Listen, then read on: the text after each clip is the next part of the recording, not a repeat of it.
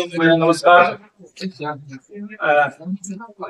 जैसा कि आपको विदित है, हम आज ज्ञानरंजन जी की श्रद्धांजलि सभा में एकत्रित हैं और विगत 8 तारीख को उनका निधन हो गया था। इस कार्यक्रम को हम प्रारंभ करने जा रहे हैं और सर्वप्रथम मैं आलोक दास से और प्रोफेसर तरुण कुमार जी से आग्रह करना चाहूंगा कि पुष्पांजलि अर्पित कर उन्हें श्रद्धांजलि देंगे। हमारे बहुत सारे साथी यहाँ पर हैं। पांडे जी से मैं आग्रह करूंगा सभी साथी कि एक एक कराएं और इस महान कथाकार, प्रसिद्ध कथाकार ज्ञानरंजन को अपनी श्रद्धांजलि पुष्पांजलि अर्पित करें।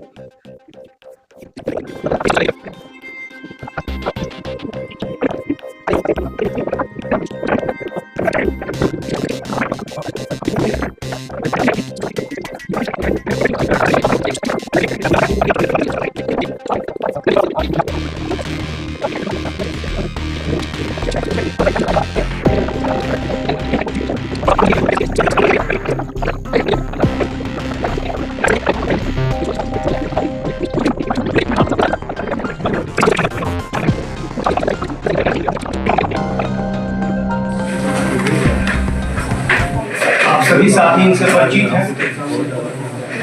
इनका जन्म अकोला राष्ट्र में हुआ था और फिर बाद में जबलपुर में लगभग इनका कार्यकाल रहा और वहीं एक तरह से कहिए कि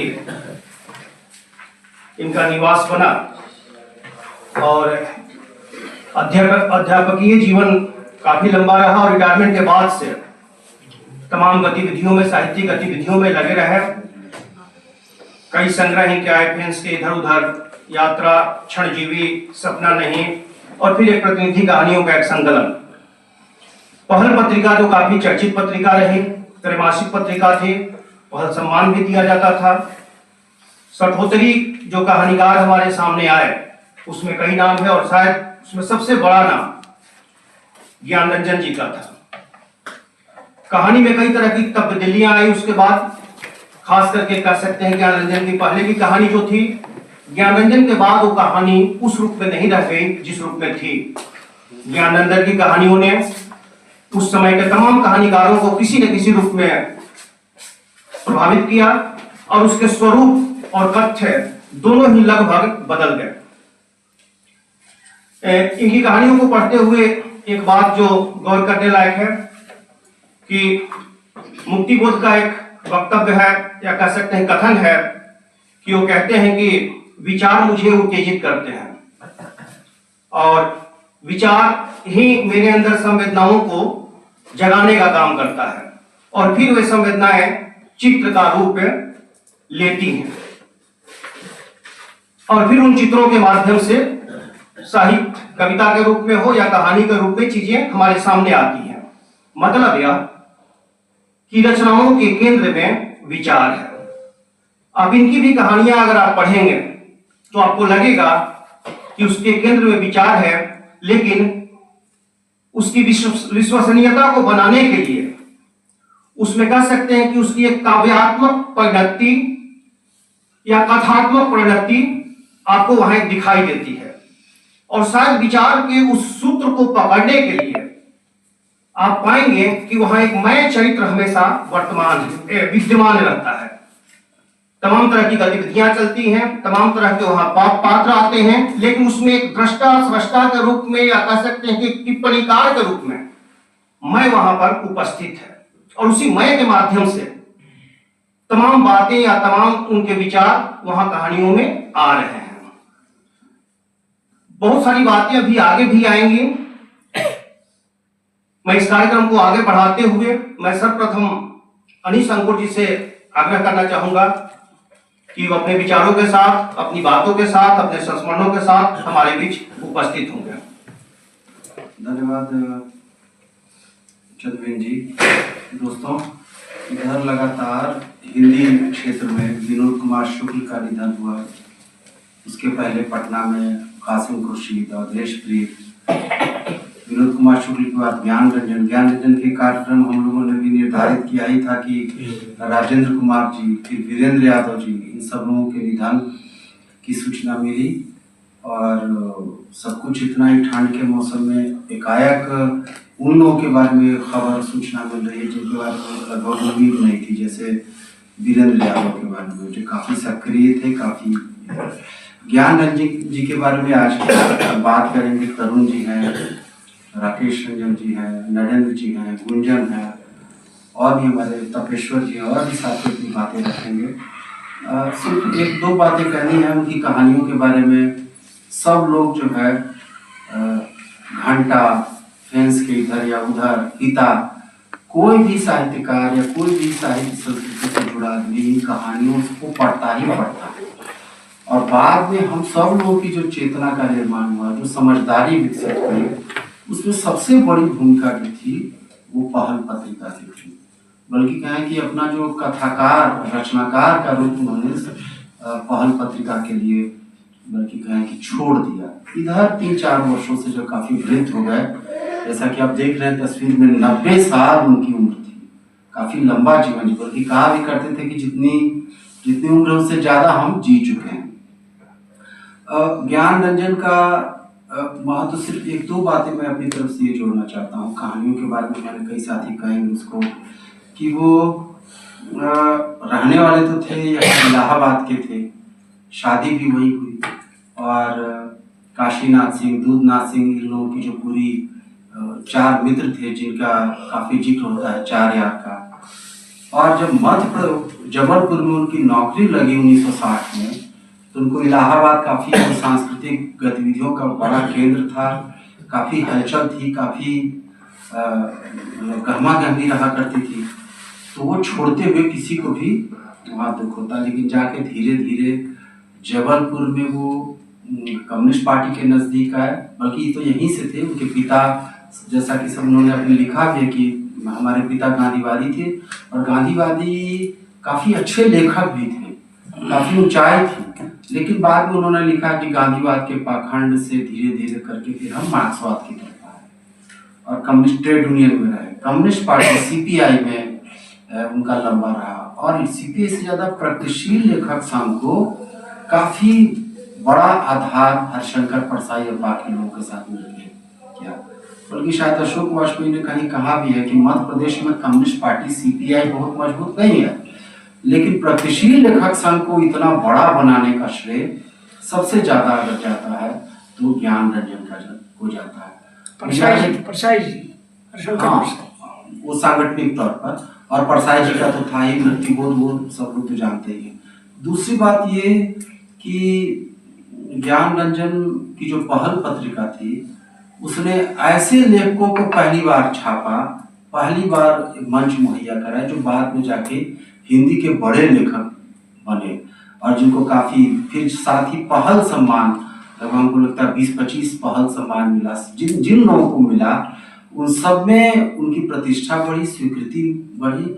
और अगर आपको पहल का टैगलाइन याद हो तो महादेश की वैज्ञानिक चेतना के विकास के लिए महादेश की बात करते थे, मतलब भारत, बांग्लादेश, पाकिस्तान और हिंदी के साथ साथ पूरी दुनिया भर में जो साहित्यिक बहसें हैं, लिटरेरी डिबेट्स हैं, उन सब को यहाँ समेटने का मौका मिला। तभी मैं उनको देख रहा था तो कहा करते थे कि देखिए हिंदी के साथ दिक्कत है कि लगभग 50,000 हिंदी क्षेत्र में अध्यापक हैं और लेखकों की बहुत बड़ी संख्या है, लेकिन दिक्कत ये है इन लेखकों के साथ, वो सब पैसा देके किताब छपवाता है, किताबें अपनी बांटता है, पढ़ता बहुत कम है, कविता कहानी के अलावा जो बाकी दुनिया की जो चीजें हैं उससे सरोकार कम रखता है। तो ये सब लेके उनको काफी चिंता रहती थी।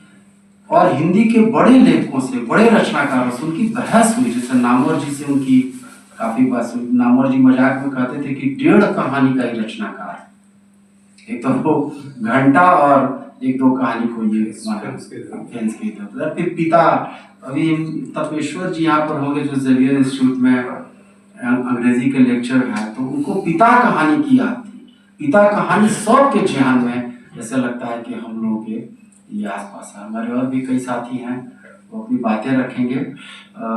सबसे जो उनके व्यक्तित्व का सबसे महत्वपूर्ण पहलू यह है कि पहल जो पत्रिका है वो थे प्रतिशील लेखक संघ की, लेकिन पहल वसुधा नहीं थी जो प्रतिशील लेखक संघ की एक तरह से कहें कि सांगठनिक पत्रिका थी। नया पथ नहीं था या फिर वो समकालीन जनमत नहीं था, उससे स्वायत्त भी था, स्वतंत्र भी था, लेकिन वो विचारधारात्मक स्तर पर उसकी दिशा, जीवन दृष्टि उसकी बहुत ही साफ और बहुत सुचिंतित थी।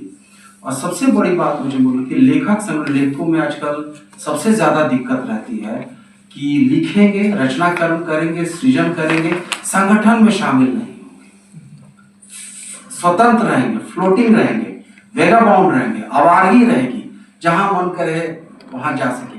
ज्ञान रंजन हमेशा संगठन के महत्व को, क्या महत्व रहता है, समय मुझे याद है कि भी पटना के एक रचनाकार हैं, अभी कहानीकार हैं राकेश, तो क्या महत्व रहता है उनका। बगल में दानापुर के पास एक गांव है, तो एक यादव जाति की लड़की का एक और भी अति पिछड़े लड़के से प्रेम हुआ।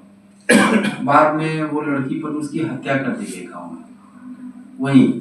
तो उन्होंने कहा कि हमको भी लगता था कि ठीक ही हुआ, जाति है, दूसरे जाति के लड़के से प्रेम की, जाति का जो गौरव है उसको नष्ट किया।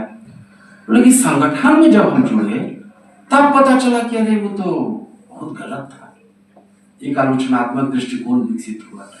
तो संगठन की महत्ता को हमेशा बिना उसको छोड़े, बिना उसका निषेध किए, बिना उसके प्रति किसी तरह का एक वैर भाव रखे या दूरी रखे। लेखकों में दिक्कत होती है कि वो सब जगह का समझौता करेंगे, नौकरी में समझौता करेंगे, घर में समझौता करेंगे, मोहल्ले में समझौता करेंगे। लेखक संगठन में क्या है कि हम समझौता नहीं करेंगे, यहाँ नियम कानून नहीं मानेंगे, स्वतंत्र रहेंगे। तो ये एक इसमें ज्ञान रंजन को देखते हैं कि हमेशा संगठन को लेकर ही एक ऐसे बड़ा काम करता है, बड़ा रचनाकार बनता है। इसकी भी वो बहुत मिसाल थे। कहानियों पर अलग ढंग से हमारे साथी हैं, वो बात रखेंगे। शुक्रिया। धन्यवाद मनीष भाई। बताया कि पहल सम्मान, मैं छात्र हुआ करता था सेंट्रल यूनिवर्सिटी हैदराबाद का। उस समय हमारे एक प्रोफेसर कहा करते थे कि पहल सम्मान जो है साहित्य अकादमी सम्मान से बड़ा सम्मान है। उस जमाने के रचनाकारों को अगर पहल मिल जाए और साहित्य अकादमी मिल जाए तो उस समय जो इसकी प्रतिष्ठा थी वो साहित्य अकादमी से कम नहीं थी, बल्कि कई मायने में ऊपर की थे। ज्ञान रंजन के संदर्भ में एक नामवर सिंह का एक स्टेटमेंट है, वक्तव्य है, उसे मैं रखना चाहूंगा कि ज्ञान रंजन में सामाजिक चेतना निर्मल वर्मा के मुकाबले कहीं ज्यादा है। हालांकि वे कहानी के क्षेत्र में निर्मल वर्मा के अवदान को नामवर सिंह ज्यादा बड़ा मानते हैं। उनके अनुसार यदि निर्मल वर्मा ने घंटा जैसी कहानी नहीं लिखी है तो ज्ञान रंजन ने भी लंदन की एक रात और दूसरी दुनिया जैसी कहानी नहीं लिखी है। इन्हीं शब्दों के साथ मैं नरेंद्र कुमार जी को मैं बुलाना चाहूंगा कि आप अपनी बातों के साथ उपस्थित होंगे। खींच लीजिए उसको नरेंद्र जी, उसको उठा। धन्यवाद। आज हम लोग ज्ञान रंजन जी की स्मृति के बहाने जमा हुए हैं। तो यह श्रद्धांजलि सभा, मुझे लगता है कि पहले हम लोग केवल श्रद्धांजलि के लिए नहीं आए हैं और उनको केवल याद करना नहीं है, हम लोग भूले नहीं हैं तो याद क्या करना है। खैर, तो ज्ञान रंजन इनका नाम था, तो इनके पिताजी ने नाम रखा, तो मैं सोच रहा था पहले नाम पर कि ज्ञान रंजन, तो कहानीकार का पद तो लगा कि नहीं, नाम तो सही था, ज्ञान और रंजन, कहानियां यही तो करती हैं, ज्ञान भी देती हैं और रंजन तो खैर रहेगा ही। वे कहानीकार थे, पहल के संपादक, और बहुत सारी छोटी छोटी टिप्पणियां, मारक टिप्पणियां उनकी आती थी। और उनका एक किताब है, महत्वपूर्ण किताब है, कबाड़ खाना, तो उसमें उनकी टिप्पणियां हैं, संस्मरण है कुछ और साक्षात्कार वगैरह हैं। तो अब है कि हम लोग यहाँ उनको माने उनकी कहानियों पर चर्चा करें या उनको किस तरह से याद करें, हमें या उनसे क्या सीखें। क्योंकि अब समय ऐसा नहीं है कि उनका आलोचना समीक्षा जो होना था वो बहुत ज्यादा हो चुका है। हम लोग उस बहाने उनको याद करें कि उनकी दृष्टि क्या थी, समाज में क्या दिया उन्होंने, और हम लोगों ने उनसे क्या अपनाया या उनको छोड़ दिया। तो जैसे कभी कभी अभी कह रहे थे कि पहल पुरस्कार दिया जाता था, बिल्कुल, लेकिन उनका ही स्टेटमेंट है कि पहल पुरस्कार आपने बंद क्यों कर दिया। तो उनका कहना था कि मुझे पहल पुरस्कार के योग्य आदमी मिलने बंद हो गए थे। अब सोच सकते हैं कि उसी समय पुरस्कार पहल के लायक लोग नहीं थे, तो अब की स्थिति क्या होगा फिर। जैसे उनकी कहानी पर चर्चा हो रही थी, पिता, जो कि सबसे अधिक लोगों ने पढ़ी भी होगी, और वे कहते भी थे कि कुछ कहानियां मैंने शुरू में लिखी जो कि पारिवारिक रही, जिसमें परिवार के चीज थे, जैसे अमरूद का पेड़।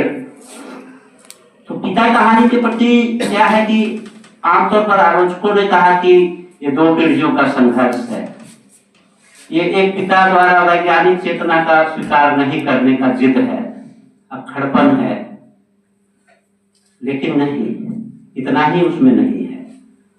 उनके पिता गांधीवादी थे, तो क्या होता था कि बचपन में ज्ञानानंद खुद कहते हैं कि मैं उनसे विमर्श किया करता था गांधी पर, बहुत सारे प्रश्न प्रतिप्रश्न, तो उनका जवाब वो देते थे। तो मतलब ऐसा होता था कभी कभी कि बातचीत में बहुत गर्माहट आती थी। पिता जब चले गए तब मुझे लगा कि कुछ खो दिया मैंने उसी प्रसंग में पिता लिखी थी, लेकिन मुझे यह निराशा हुई कि हिंदी साहित्य के आलोचना ने कॉलेजों में मेरे पाठ का, मैंने मेरी कहानी का गलत पाठ किया। ये केवल पीढ़ीगत संघर्ष नहीं था, और ये नहीं कहना कि वैज्ञानिक चीज न स्वीकारेंगे, ऐसा कुछ नहीं था। उसमें एक जिद थी, गांधीवादी थे, तो गांधी विज्ञान का ठीक है, कुछ कुछ हम लोग विज्ञान को मानेंगे, लेकिन क्या सब कुछ विज्ञान है हमारा। अगर मेरे पिता स्मार्टफोन यूज नहीं करना चाहते हैं तो हम कह देंगे कि ये तो स्वीकार रहे हैं, ये इसको स्वीकार नहीं करना चाहते हैं, लेकिन स्मार्टफोन ने हमारी क्या दशा बनाई है, क्या हम लोग से छुपा है। पहले फोन नहीं हुआ करता था तो हम लोग कभी कभार मिलते थे, कुछ परिवार सब लोग जमा होते थे, इससे कहानियां रात भर, मतलब 10, 11, 12 बजे रात तक हम लोग बैठे रहते थे, सुख दुख चलता रहता था। लेकिन आज घर में हम जाते हैं, आज घर तो वही है, ठीक है, दादाजी नहीं है, पिता है या और है, लेकिन वो गर्माहट कहाँ गई। हम लोग बैठ नहीं पाते हैं, घर में जाते हैं, बैठते हैं, खाते पीते सोते हैं, क्योंकि पता है कि घर पटना आने के बाद तो फिर गांव से फोन पर बात हो जाएगी। तो कहीं ना कहीं कुछ खो गया है। तो यही ज्ञानरंजन का था कि कहानी, मतलब गांधी जो थे, गांधी जो ग्राम स्वराज वगैरह के जो सिद्धांत लाए थे, तो ऐसा थोड़ी था कि वो विरोध कर रहे हैं विज्ञान का विरोध नहीं कर रहे। वो कहना है कि विज्ञान एक लिमिट तक रहे हमारी जिंदगी में। इसी तरह अमरूद का पेड़ है कहानी उनकी, तो उसमें है कि यह भी उनकी घर की ही कहानी है, क्योंकि अमरूद का पेड़ कहते थे कि इलाहाबाद में थे तो वहां पर अमरूद का तो है, कहना ही नहीं है। तो क्या हुआ कि इनकी कहानी मैंने पहले पढ़ी थी, लेकिन परिवार के बारे में पढ़ते हुए लगा कि इनकी माँ भी जेल गई थी स्वतंत्रता संग्राम के समय।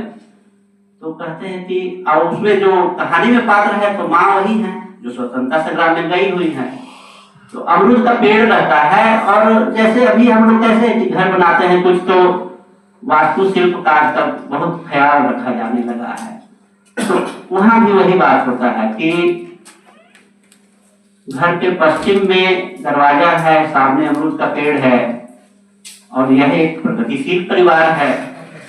तो एक बूढ़ी कहती है बगल वाली की यह अशुभ है, घर का पश्चिम दरवाजा हो और सामने अमरूद हो, यह तो बहुत गलत है। तो लेकिन बात आई गई हो गई, हम लोग तो लेखक तो मैं शैली में, अभी चंद्रबिंद भाई कहे कि अधिकतर कहानियां उन्होंने मैं शैली में ही लिखी है। तो कहे कि हम लोग का परिवार इतना प्रगतिशील था कि इस बात को हम लोग तो उपेक्षा कर दिए ना, क्या होगा, कोई अशुभ नहीं है। माँ हमारी वैज्ञानिक चेतना संपन्न जेल गई थी, ये वो। तो इस तरह से कहानी आगे बढ़ती है। बच्चा लोग अमृत खा रहा है, झूला झूल रहा है उसमें लगा के। लेकिन क्या है, दरअसल यहाँ है कि अब परिवार तो बढ़ेगा, और परिवार जब बढ़ेगा तो बिखरेगा। अब इसी में माँ संशय में पड़ जाती है कि सब कुछ लगता है उस अशुभ के कारण हो रहा है, मेरा परिवार सब बिखर गया है, बेटे बाहर है, ये बाहर है, सब कुछ। तो एक समय ऐसा आता है कि उनका विचार, जैसे क्या है ना कि कभी किसी में क्या है कि अच्छे विचार भी हैं तो कभी हम लोग को जड़ता दे देते हैं। तो उनको लगा कि सब का वजह ये अमरूद ही है। लास्टली जब लेखक मतलब जो नरेटर है वो बाद में जब आता है एक बार, तो अंत में पाता है कि अमरूद का पेड़ तो कटा हुआ है, उसके जगह केला और गुलदाउदी लगे हुए हैं।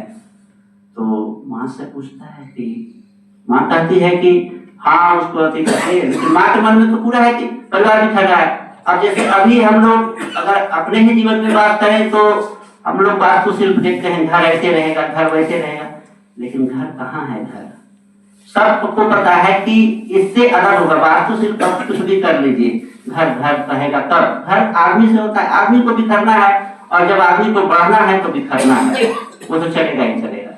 तो लास्ट में होता है कि माँ को यह दुख नहीं है कि अमरूद का पेड़ कटा है, बेटा उसको यह दुख भले है कि अरे मेरे कारण बेटा लोग उदास है, तब उसको लगता है कि मैंने गलत किया, लेकिन इसके लिए नहीं कि वो गलत है।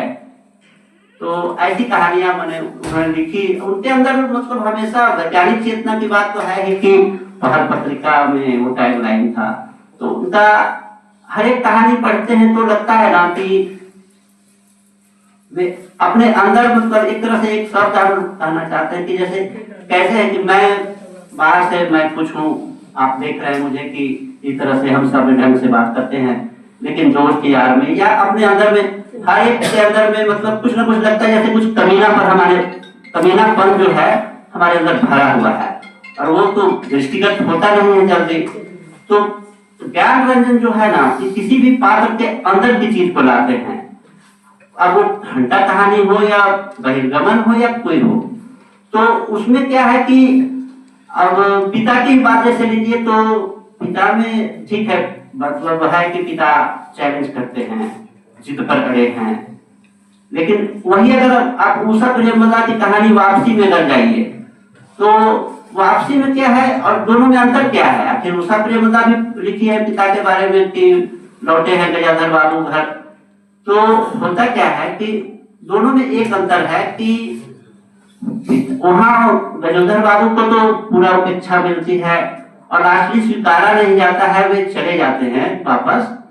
लेकिन यहाँ एक अंतर है कि सब कुछ करते हुए पिता कितना भी बहिष्कार करें और कितना भी मतलब लग रहा है, लेकिन लास्टली एक मनुष्यता ज्ञान रंजन के अंदर जिंदा रहती है। हर एक कहानी में, अधिकांश कहानियों में उनके अंदर देखा जाए कुछ कोई भी हो, कितना भी गलत संगति में हो, कितना भी गलत कर रहा हो, लेकिन लगता है कि कुछ अंदर है जो बचा हुआ है अंत में। तो वो पिता में दिखता है कि बेटे कितना भी गुस्सा जाते हैं, छोड़ के भाग जाते हैं, लेकिन लास्टली है कि पिता को वो नकार नहीं पाते हैं। लेकिन अगर आज के संदर्भ में है तो ज्ञान रंजन खुद कहते हैं कि पिता कहानी, अमरूद का पेड़, ये सब पारिवारिक कहानियां ठीक है ज्यादा लोग पढ़ते हैं, लेकिन मुझे जो कहानियां ज्यादा प्यारी हैं, जो ज्यादा मुझे आगे की लगती है, मुझे हमेशा कहा जाता है कि आप घंटा के आगे की कहानी लिखिए, बहिर्गमन के आगे की कहानी लिखिए, क्योंकि मेरा जो पसंदीदा है वो इधर है। अब जैसे घंटा कहानी है तो ये तो आज का सारी कहानियां हम पढ़ेंगे, सारी नहीं, बीमार आदमी है सुन। ठीक ठीक सर। अच्छा आज मैं तो ज्ञान रंजन के साथ करीब 32 साल रहा, सुनने की कोशिश करो। ठीक ठीक ठीक सुनने की कोशिश करो। चलिए उसी तरह कहानी पर उसके बाद है कि वो कहानीकार तो अच्छे रहेगी, लेकिन उन्होंने कहा भी कि 25 कहानियां बड़े कहानीकार थे, वही बड़े एक सदी के बाद उतने बड़े कहानीकार हैं। लेकिन उन्होंने माना भी कि मनुष्य की जो सीमा है वो कहीं ना कहीं उसको दर्ज करने में मैं लग रहा था कि कहीं चूक रहा था या मुझे चयन का कुछ समस्या था, इसलिए मैंने आगे कहानी नहीं लिखी। हर एक का कारण उनके पास वैसा ही है कि पहल पुरस्कार नहीं दिए आगे, तो सब कुछ का वैसा ही रहा। तो आज के दिन मतलब हम लोग यही सोचे कि हम लोग उनको उनकी जो परंपरा जो चलाई गई परंपरा है उसको कैसे बढ़ाएं। ये नहीं है कि उन्होंने क्या लिखा आलोचना करे समीक्षा करे, वो तो अलग है ही, उनको तो वो तो समीक्षा आलोचना तो जिंदगी भर चलती रहेगी, अगली पीढ़ी भी करेगी, अपने तरफ से करेगी। तो इसी का तक मैं अपनी बात समाप्त करता हूँ। बहुत धन्यवाद। बहुत अच्छा बोले आप। वो अकेले ऐसे व्यक्ति हैं जो उनके पास लंबे समय तक रहे हैं, व्यक्तिगत इनके संबंध है। तो हमें सुनना हमारा अंतिम ध्येय वही है कि इनको हम अंत में सुनेंगे। 1.5 महीने रहा, 1.5 महीने जी। वो इतना हमको बच्चे तो प्यार करते थे कि कहते थे कि नहीं आज मत जाओ। सुन पाए। अब मैं गुंजन उपाध्याय पाठक जी से आग्रह करना चाहूंगा कि अपनी बात के साथ प्रस्तुत होंगे। 5 मिनट का। हिंदी साहित्य में कुछ व्यक्तित्व ऐसे होते हैं जिनकी उपस्थिति इतनी सशक्त और व्यापक होती है कि उनका एक रूप दूसरे रूप पर हावी हो जाता है। ज्ञानरंजन के साथ भी यही हुआ। उनके संपादन में निकली पत्रिका पहल केवल एक साहित्यिक पत्रिका नहीं रही, बल्कि समय के साथ वह एक सांस्कृतिक वैचारिक आंदोलन में बदल गई। यह आंदोलन इतना प्रभावशाली और दीर्घजीवी रहा कि ज्ञानरंजन का संपादक रूप उनके कथाकार रूप पर भारी पड़ने लगा। लंबे समय से उन्होंने कहानियां नहीं लिखी और स्वयं को पूरी तरह संपादन के लिए समर्पित कर दिया। परिणाम स्वरूप एक पूरी पीढ़ी ऐसी है जो ज्ञानरंजन को एक संपादक के रूप में ज्यादा जानती है और कथाकार के रूप में थोड़ा कम। यहाँ तक कि कई बार साहित्यिक चर्चाओं में उनका कथाकार पक्ष लगभग विस्मृत सा हो जाता है। यह विस्मृति किसी कमी के कारण नहीं, बल्कि उनके संपादक व्यक्तित्व की असाधारण ताकत और निरंतर उपस्थिति के कारण है। मैं यहाँ ज्ञानरंजन के दोनों पक्षों कथाकार और संपादक पर एक साथ बात करना चाहती हूँ, क्योंकि इन दोनों को अलग अलग करके देखने से उनका वास्तविक साहित्यिक योगदान अधूरा रह जाता है। ज्ञानरंजन का कथा लेखन नई कहानी आंदोलन के बाद के दौर में उभरता है, जहाँ यथार्थ के प्रति दृष्टि और अधिक जटिल, संशयग्रस्त और आत्मालोचनात्मक हो जाती है। उनकी कहानियां ना तो आदर्श गढ़ती है और ना ही विद्रोह का शोर मचाती है। ये वे उस मध्यवर्गीय जीवन को केंद्र में रखती है जो बाहर से व्यवस्थित, सभ्य और सुरक्षित दिखाई तो देता है, लेकिन भीतर से भय, अवसरवाद और नैतिक समझौतों से भरा होता है। उनके पात्र किसी बड़े संघर्ष में शामिल नहीं होते, बल्कि छोटे छोटे समझौतों के माध्यम से धीरे धीरे स्वयं को खोते चले जाते हैं। यह धीमी पराजय ज्ञानरंजन की कथा दृष्टि की सबसे बड़ी विशेषता है। वे घटनाओं की जगह स्थितियों को रचते हैं और मनुष्य के भीतर चल रहे द्वंद्व को कथा का केंद्र बनाते हैं। उनकी भाषा सजावटी नहीं, बल्कि नियंत्रित, तटस्थ और कई बार जानबूझकर असहज है। यह असहजता पाठक को सोचने के लिए बाध्य भी करती है। जहाँ लोग पिता, अमरूद का पेड़ और इन कहानियों के आसपास पड़े हैं, मुझे इनकी एक कहानी छलांग बहुत पसंद आती है। बिल्कुल मानवीय सहानुभूति को किस तरह से उसको इलेबोरेट किए हैं। ये बिल्कुल मतलब ट्रांसपेरेंसी उनकी अपने के साथ, अपने होने के साथ की ईमानदारी को उन्होंने दिखाया है। आलोचनात्मक दृष्टि से देखें तो ज्ञानरंजन की कहानियां नैतिकता के स्थापित ढांचों पर प्रश्न भी उठाती हैं। वे यह दिखाती हैं कि कैसे सत्ता केवल राजनीतिक संस्थाओं में नहीं, बल्कि परिवार, नौकरी, भाषा, समाज और बौद्धिकता में भी मौजूद रहती है। उनके कथाकार का सबसे बड़ा साहस यही है कि वो स्वयं को भी सत्ता से बाहर खड़ा नहीं करता। ज्ञानरंजन का संपादक रूप हिंदी साहित्य में एक अलग अध्याय है। पहल उनके लिए केवल रचनाएं छापने का माध्यम नहीं थी, वह एक वैचारिक हस्तक्षेप थी। समय के साथ पहल ने जो भूमिका निभाई वह किसी साहित्यिक आंदोलन से कम नहीं कही जा सकती। इसने साहित्य को सत्ता, समर्थन, सुविधा और आत्मतुष्टि से बाहर निकालकर प्रश्न, असहमति और बहस के क्षेत्र में स्थापित किया। पहल के माध्यम से ज्ञानरंजन ने न केवल नए लेखकों को सामने लाया, बल्कि स्थापित लेखकों को भी पूर्ण विचार के लिए विवश किया। यही कारण है कि पहल एक पत्रिका से अधिक एक बौद्धिक मंच बन गई। लंबे समय तक कहानी न लिखकर स्वयं को पूरी तरह संपादन के लिए समर्पित करना एक असाधारण साहित्यिक निर्णय था। यह त्याग नहीं बल्कि साहित्य की सामूहिकता में विश्वास का संकेत है। ज्ञानरंजन का संपादक इतना सशक्त और सजग रहा कि वह समय के साथ और अधिक प्रासंगिक होता गया। यही कारण है कि कई बार लोग उनके कथाकार को भूल जाते हैं क्योंकि संपादक लगातार उनके सामने उपस्थित है। हालांकि कथाकार और संपादक को अलग अलग देखा जाता है, लेकिन वास्तव में ये दोनों रूप एक दूसरे से गहरे जुड़े हुए हैं। जो आलोचनात्मक चेतना उनकी कहानियों में दिखाई देती है, वही चेतना उनके संपादन में भी सक्रिय है। फर्क सिर्फ इतना है कि कहानी में व्यक्ति के भीतर काम करती है और संपादन में समाज और साहित्य के स्तर पर। अंत में ये कहना चाहूंगी कि ज्ञानरंजन का महत्व इसी द्वैत में है। उनका कथाकार हमें व्यक्ति की आंतरिक पराजयों से परिचय कराता है और उनका संपादक साहित्य को सामूहिक आत्मलोचन की ओर ले जाता है। पहल एक आंदोलन इसलिए बनी क्योंकि उसके पीछे एक ऐसा कथाकार था जो जीवन और समाज को भ्रमों के बिना देखता था। और इनकी संपूर्ण कहानियों को पढ़ते हुए राजकमल से मंगवाई थी। उसमें एक शेर था, न बचा बचा के तू रख इसे तेरा आईना है वो आईना, न बचा बचा के तू रख इसे तेरा आईना है वो आईना, कि शिकस्त हो तो अजीज तर है निगाहे आईना साज है। इकबाल का से देखिए ज्ञानरंजन गंभीर बातें रखी। और दरअसल कहानीकारों की जो दुनिया है उसमें कविताओं का बहुत कम स्पेस ऐसे मिल पाता है। राजेंद्र यादव तो कई संदर्भों में उसका विरोध भी करते थे, लेकिन ज्ञानरंजन वैसे कहानीकार हैं जो कविता को स्वीकार करते हैं और यहाँ तक कि बहुत दूर तक वह कविता के अवदान को स्वीकार करते हैं कि नहीं, कई ऐसी मेरी कहानियां हैं जो कविताओं से प्रेरित होकर सामने आ रही है। और पहली कहानी खास करके दिवास्वप्नी कहानी का वो नाम है, जिसमें बोलते हैं कि लोग कोई कविता में पढ़ रहा था और उस कविता से वहां से प्रेरणा मिलती है और फिर मैं उसे कहानी का रूप देता हूँ। तो और यह सहयोग भी है। मुझे लगता है कि यहाँ ज्यादातर कवि लोग ही उपस्थित है आज श्रद्धांजलि सभा में भी। इन्हीं शब्दों के साथ मैं प्रोफेसर राकेश रंजन जी से आग्रह करना चाहूंगा कि अपनी बातों के साथ हमारे बीच प्रस्तुत। पीएस कॉलेज में असिस्टेंट प्रोफेसर हैं, हिंदी के ही हैं, हिंदी विषय में ही हमारे साथी हैं, पुराने साथी हैं।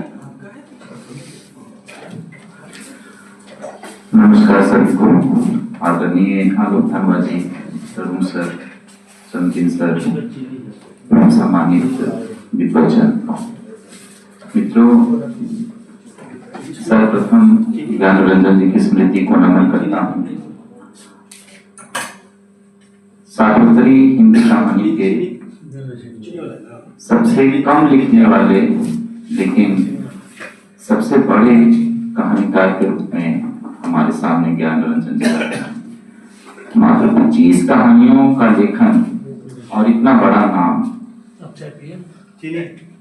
पहल पत्रिका का योगदान तो है ही, लेकिन इनकी एक एक कहानियां मील का पत्थर। पिता, बहिर्गमन, घंटा, भैंस के इधर उधर आदि कहानियां जानते हैं। हर कहानी आंदोलन से जुड़े हुए थे। यह जो आंदोलन था पूरी तरह से अस्वीकार का आंदोलन था। एक सड़े हुए समाज में अकेले, अजनबी और कुंठित मनुष्य की दास्तां इसके केंद्र में है। नई कहानी में थोड़ा सा रोमानीपन था, अकेलेपन वहां भी था, लेकिन एक नैतिकता का जो असर होता है वहां था। हर कविता, हर कहानी में वो नहीं दिखता है। यहाँ परंपरा का सीधे सीधे निषेध, यहाँ संवेदना की जगह क्रूरता और क्रूरता ने ले ली। व्यक्तिवादी नई कहानी से आगे आकर यहाँ प्रयोग और असामान्य अनुभूतियों को यहाँ जगह मिलती है। कहा जाए कि नई कहानी ने रिश्तों की दरार देखी तो अब कहानी में रिश्तों के मलबों को देखा। पिता कहानी में पिता की खामोशी, खामोश अड़ियलपन हर कहानी का सबसे परिष्कृत रूप माना जा सकता है। यह एक शहरी मध्य वर्ग की कहानी में बहुत सारी कहानियों की चर्चा नहीं करूंगा। पिता कहानी पे ही थोड़ी सी बात रखने की कोशिश करूंगा, क्योंकि बहुत सारे यहाँ पर वक्ता हैं और हम लोग आलोक धनवा सर को और तरुण सर को सुनेंगे। यहाँ वर्मा ने लिखी वर्मा की जो कविता मगध ज्ञान रंजन मानते हैं कि आधुनिक हिंदी की सबसे बड़ी कविता है, कहते हैं जी।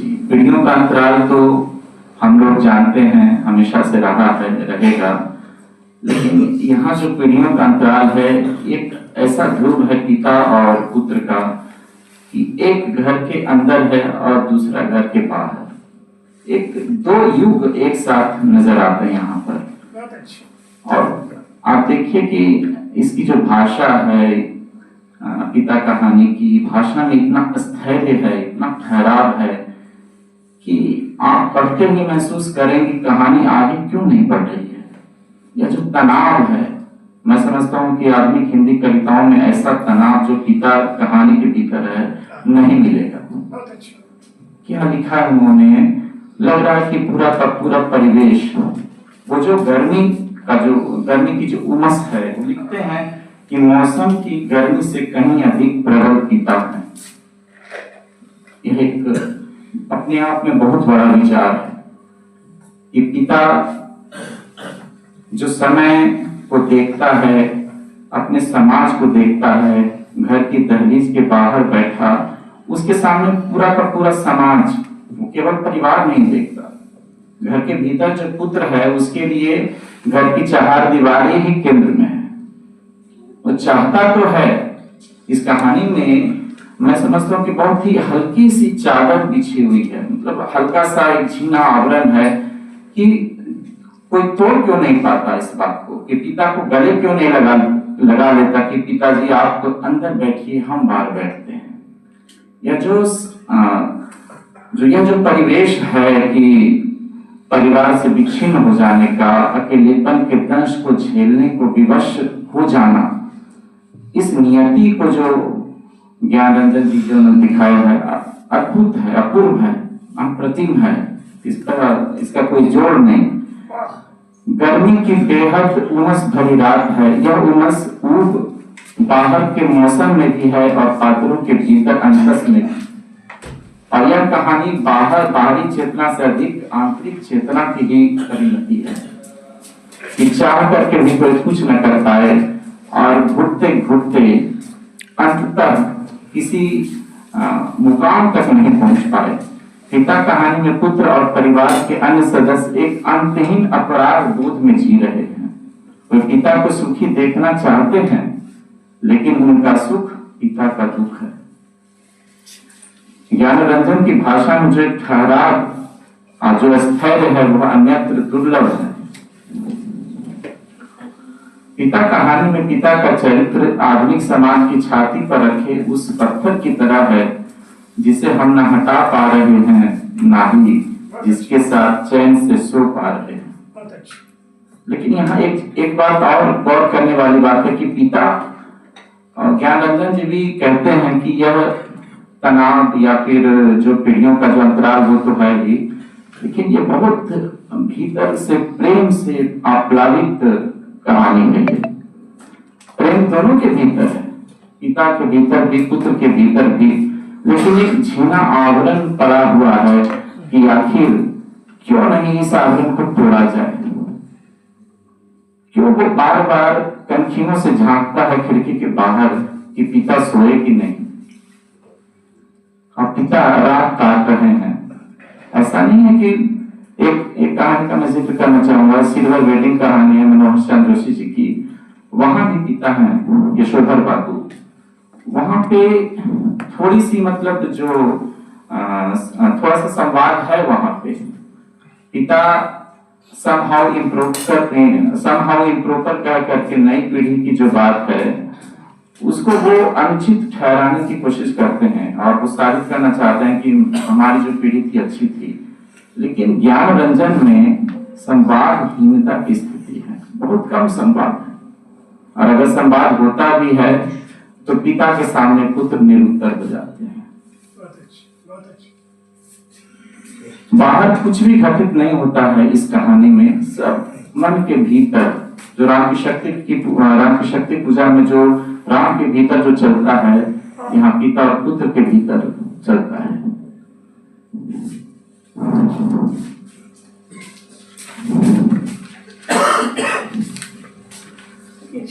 मैंने कहा कि यशोधर बाबू में संवाद की स्थिति है, पर पिता ज्ञानरंजन के पिता मौन स्थिति में है, जो यशोधर बाबू के तंज से कहीं अधिक मारक, हिंसक और प्रभावशाली है।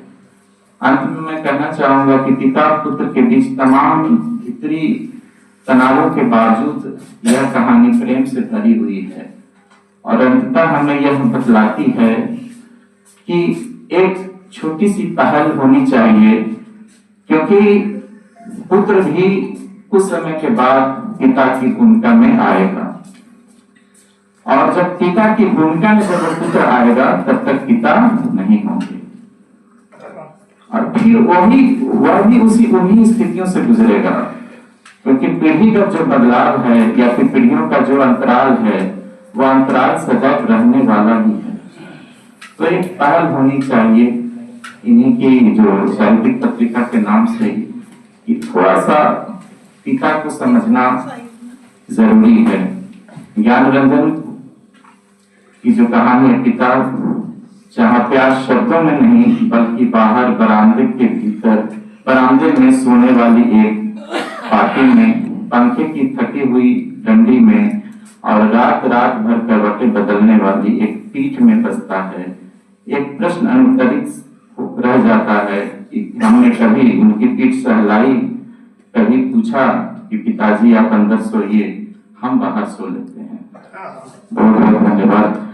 प्रगतिशील लेखक संघ की तरफ से मुझे चंद्रवीन सर ने आमंत्रित किया। मैं सभी सदस्यों के प्रति, अनिल जी के प्रति अपना आभार व्यक्त करता हूँ। बहुत बहुत धन्यवाद। शुक्रिया है। उस जमाने में भी था, वो अंधेरा और बड़ा हो गया है, गहरा हो गया है।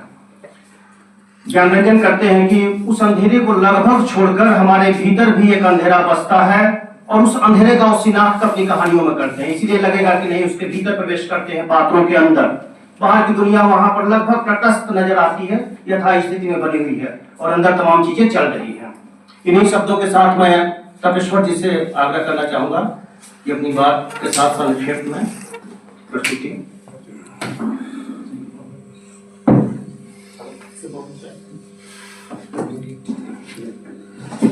सभी आत्मीय जनों को मेरा प्रणाम।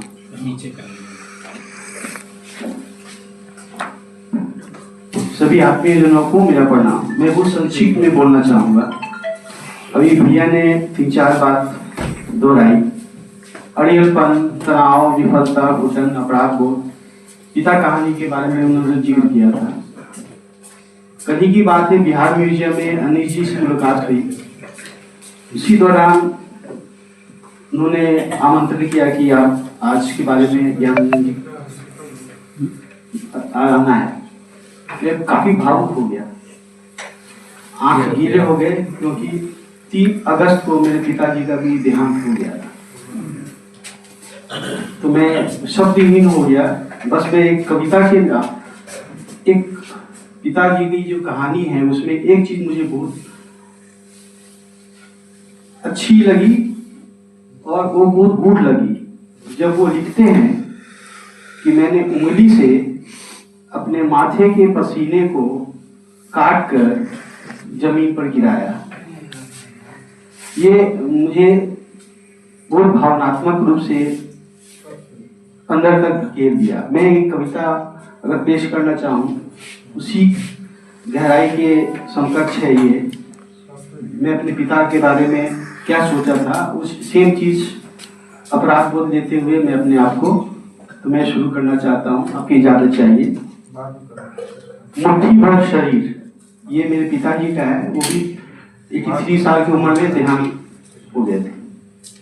तो मुट्ठी भर शरीर, कल ही की बात है, एक कंपाउंडर आया था घर पर पिताजी को इंजेक्शन देने।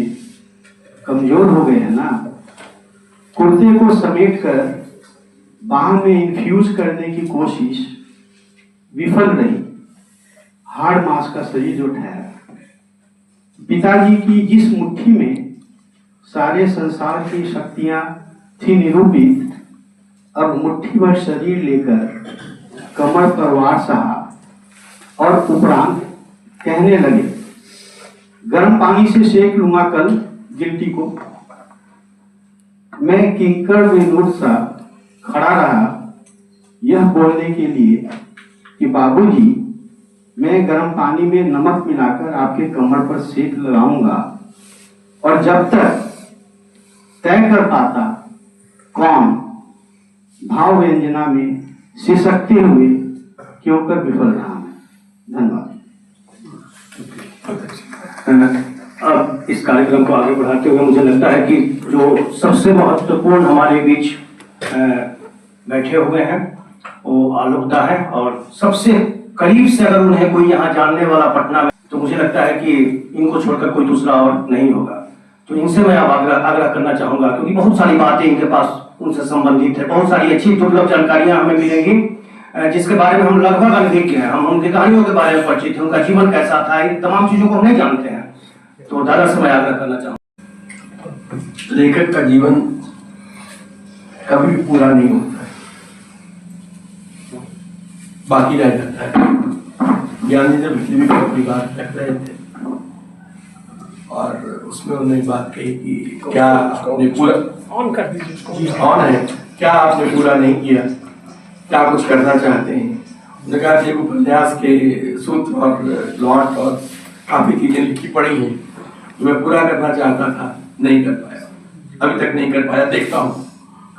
तो ये लेखक का जीवन कभी पूरा नहीं होता है। और दूसरी बात है, किसी भी लेखक की मृत्यु भी नहीं होती है, क्योंकि जो अमरत्व होता है वो अर्जित होता है। आप जो अर्जित कर जो काम करते हैं, उसमें जो निवेश करते हैं अपने जीवन का, वही जीवित रहता है, और उस मायने में वो कभी भी खत्म नहीं होता है, कभी भी समाप्त नहीं होता है। तो अपना अमृत अमर्जित करते हैं। हमारे दोस्त और सलमान अख्तर कहते हैं कि हर इंसान अपने ग्रैंडफादर के दिल में पैदा होता है ख्वाहिश के। जी जानिसार साहब के छोटे लड़के तो कहते हैं कि वो हर इंसान अपने ग्रैंडफादर के दिल में पैदा होता है ख्वाहिश की तरह, और अपने ग्रैंडसन ग्रैंडचिल्ड्रन के दिमाग में मेमोरी की तरफ फेड करता हुआ खत्म होता है। किसी भी इंसान की यही है। अगर बहुत अच्छे पोते पोतियां हुए या परपोते वरपोते भी अगर कुछ सेंसिटिव रहे तो थोड़ा बहुत धड़ के कुछ समय तक चल जाता है, लेकिन जो उसका अमृत होता है वो कौन जुगा सकता है उसमें। तुलसीदास का अमृत चलता रहा है हजारों सालों से, सॉरी सैकड़ों सालों से। कालिदास लगभग 2000 साल पार कर गए उस पृथ्वी में, 2000 साल पार कर गए। शेक्सपियर, ये लोग खत्म नहीं होंगे। हिंदी साहित्य का इतिहास उतना पुराना नहीं है जितना संस्कृत साहित्य का है। रामचंद्र शुक्ल थे नहीं, हाँ नहीं जी, वो हिंदी साहित्य का इतिहास उतना पुराना नहीं है। सारा पास से शुरू करें तो उसके बाद के जो लोग आए हैं उसमें इतना तो मेरा ख्याल है किसी को मानने में असुविधा नहीं होगी। ज्ञानरंजन एक अविस्मरणीय दौर लेकर आए अपने लेखन के माध्यम से, भारत के संपादन के माध्यम से, अपनी सहजता के माध्यम से, और पूरे देश में बनाए गए संबंधों के माध्यम से, प्रेरणा के माध्यम से। ज्ञानरंजन जी से मेरी कुछ मुलाकातें हैं। ज्ञानेंद्र पटेल जी का फोन आया था कि पहल सम्मान उन्हें दिया जाना है और मुझे बहुत खुशी होगी अगर आप शरीक होंगे, आप सामने रहेंगे। तब तक उस समय तक मेरी एक किताब आई थी और मनोवेद पत्रिका संपादित कर रहा था। मेरे मन में संकोच हुआ कि मैं क्या करूंगा जाके वहां। तो उन्होंने कहा कि नहीं, वहां बहुत सारे लोग आ रहे हैं उस कार्यक्रम में, दो कविताएं भी लेके आप आए। तो मैं गया वहां पहुंचने के बाद जो पहली बात हुई, ज्ञान रंजन जी को एक ज्ञान जी से मिला, तो उन्होंने दूसरे ज्ञान जी सामने उधर से आ रहे थे, तो उन्होंने कहा कि इनसे आप परिचित हैं? मैंने कहा जी नहीं। तो उन्होंने परिचय करा कि ज्ञान रंजन जी हैं और ये विनय कुमार हैं और ऐसे ऐसे। तो एक मुलाकात और उन्होंने मनोवेद की प्रतियां उन्हें पकड़ा दी थी। बस उसके बाद अचानक 2 साल बाद दिल्ली के पुस्तक मेले में मुलाकात हुई। मैंने प्रणाम किया कि मैं विनय कुमार, मैं पहचान रहा हूँ आपको, आपकी पत्रिका मैंने पढ़ी और आप इस काम को आप जरूर करें, ये काम कोई नहीं कर रहा है और आवश्यक काम है। और मैंने ढूंढ कर बाहर की प्रति छपी मैंने वो भी मंगवाई। ये ज्ञान रंजन की का बड़ापन और कोई काम कितना महत्वपूर्ण है हिंदी के क्षेत्र में, उस पर उनकी निगाह और उसके माध्यम से उस आदमी की पहचान अपने मन में रख लेता। मेरी याद भी आई थी कि मैंने कहा मैंने ऐसा कुछ खास काम बड़ा तो किया नहीं अभी तक, लेकिन उनको अभी तक याद है। और इस बीच में मैं उनकी कहानियां ढूंढ के पढ़ी, क्योंकि मैंने उसके पहले उनकी एक भी कहानी नहीं पढ़ी थी। मैं जितना आप कहते हैं मैं बहुत कम पढ़ा लिखा इंसान हूँ, मेडिकल की पढ़ाई पढ़ने वाला आदमी साहित्य बहुत कम पढ़ पाता है। तो तब उसके बाद ढूंढ के पढ़ी और तब मुझे ये बात समझ में आई कि आलोक धनवाजी की भाषा में जो ट्रीटमेंट में सौंदर्य आता है और ज्ञान रंजन की कहानियों में जो वाक्य विन्यास होते हैं, दोनों में कुछ साम्य है। इस पर कभी बाद में चर्चा होगी, इस पर कभी बाद में हम लोग बात करेंगे। मैंने कभी कुछ मित्रों से ये बात कही थी, इस वाक्य की गठन आलोक जी के यहाँ भी मिलती है, क्योंकि पहले मैंने आपको पढ़ा था, ज्ञान जी को बाद में पढ़ा। तो एक तो ये तीसरी, मैं ऐसे ही घर में बैठा था तो गौरीनाथ आए थे। गौरीनाथ ने कहा कि ज्ञानंदन जी का फोन आया था, जब मैं पटना में पुस्तक में लगा हुआ था कि ज्ञानंदन जी का फोन आया, तो उन्होंने कहा कि मुझे डॉक्टर मीना कुमार से मेरी बात कराओ। मेरी बात समझ में नहीं, ऐसी क्या बात है? तो उन्होंने कहा कि ठीक है, बाद में फोन लगाया गया। फोन लगाने पे बात हुई, लैंडलाइन पे उनके बाद फोन लगाया गया था, बात हुई उनसे। उन्होंने कहा कि यहाँ रविभूषण आए थे और असगर बजाज गए थे, दो अलग अलग समय पे, और उन लोगों ने आपका एक दिया गया व्याख्यान दिल्ली विश्वविद्यालय के कॉलेज में क्रिएटिविटी पे, वो उसकी तारीफ कर रहे थे। क्रिएटिविटी में मैंने आके किसी को बोलते सुना नहीं है, तो मेरी बड़ी इच्छा है कि आप जबलपुर पधारें। हमने कहा जिस दिन का आदेश दीजिए चला होगा। तो नहीं, अपनी सुविधा देख के आप भी बताइए। तो आप डॉक्टर हैं, मरीज भी देखते होंगे। लोग कह रहे थे कि आपके काम आप अच्छे से करते हैं। हमने कहा जी थोड़ा करने की कोशिश करता हूँ। तो फिर एक बार था कि दिल्ली पुण्य था और दिल्ली से वहां जाना आसान था, तो मैंने उनको फोन किया कि मैं फला तारीख को दिल्ली में वहां से आ सकता हूँ। तो उन्होंने कहा 10 दिन का समय दीजिएगा। 10 दिन 15 दिन पहले ही बता दिया उनको। मैं जबलपुर पहुंचा तो पंकज स्वामी मुझे ले जाने के लिए, उनके जो पत्रिका से जुड़े रहते थे, पंकज स्वामी आए, ले गए, मुझे एक जगह रहने का इंतजाम किया गया और चाय वाय पिलाने के बाद ले गए। तो वहाँ कार्यक्रम उसी दिन था और उस हॉल में ज्ञान जी यहाँ ये लगाओ, वहाँ वो लगाओ, जैसे जिस उत्साह से वो कर रहे थे, मुझे देख के लगा कि वरिष्ठ हैं और इस उत्साह से काम कर रहे हैं। और उसका क्या है कि चलिए अब हो गई तैयारी, अब मैं भी घर जा रहा हूँ थोड़ा और आप भी थोड़ा आराम कीजिए, फिर हम लोग मिलते हैं 4 बजे के आसपास।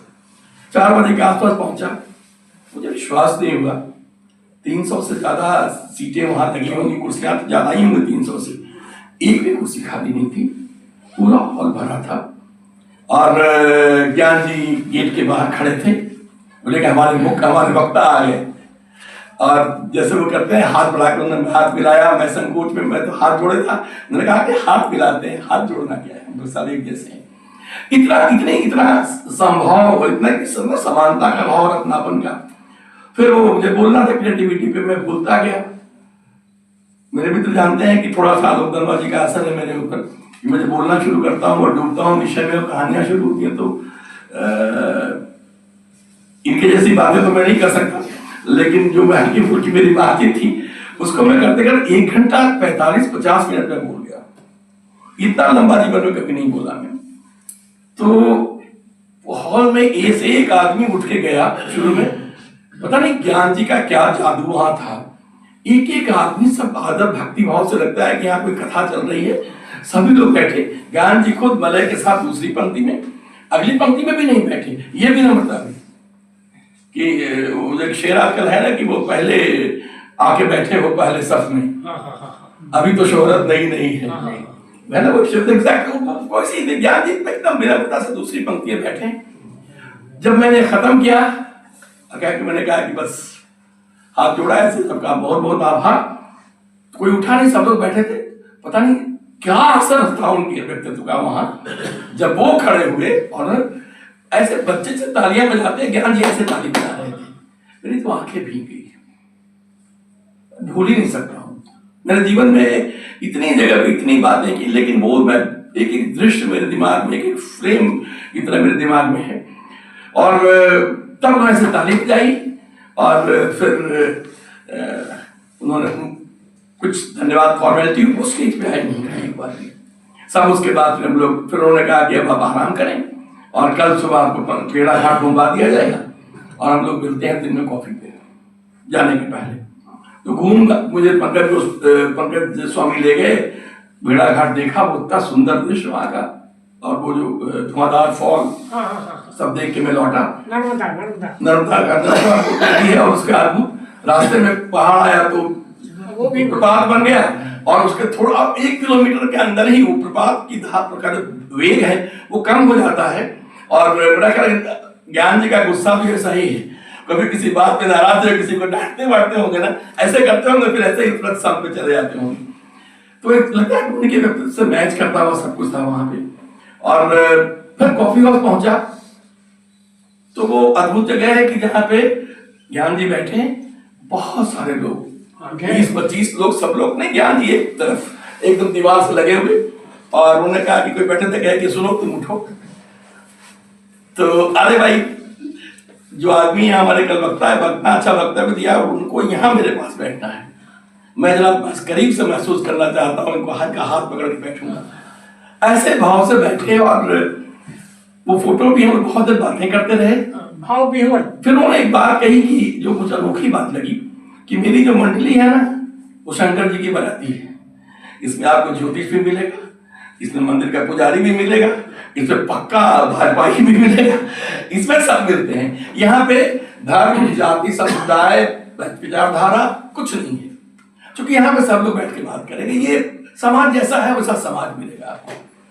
एक दूसरी बात कि यहाँ कॉफी के पैसे कौन देगा आज तक पता नहीं चला है। तो मैंने कोई चौंका, हमने कहा कि मतलब कोई बाकी समय व्यक्ति को भूत प्रेत दे जाता है, बोले नहीं, कोई एक आदमी उठता है चुपके से दे आता है। वैसे होता नहीं, वॉशरूम जाने के बहाने लोग उठते रहते हैं, बजाते रहते हैं, कोई वॉशरूम का पैसा देके आ गया। तो ये उनका वो मैं नहीं भूल सकता हूँ कि सब उसी में अवधेश वाजपेयी कितने महीन अच्छे आर्टिस्ट हैं वहाँ के, पेंटर, बहुत शानदार पेंटर है अवधेश वाजपेयी, उनसे वहाँ मुलाकात हुई। और एक आयुर्वेद के मिले ज्ञानी, उन्होंने मुझे भी कुछ सलाह दी कि आप इसका सेवन करें, उसका सेवन करें। ज्ञान जी ने कहा कि मेरा यही सब बूंद बूंद टपका के मेरा ख्याल रखते हैं ये लोग सब, और लेकिन सब लोग कविताएं सुनते हैं, सारी कहानियां पढ़ते हैं और साहित्य से जुड़े हुए हैं सारे लोग।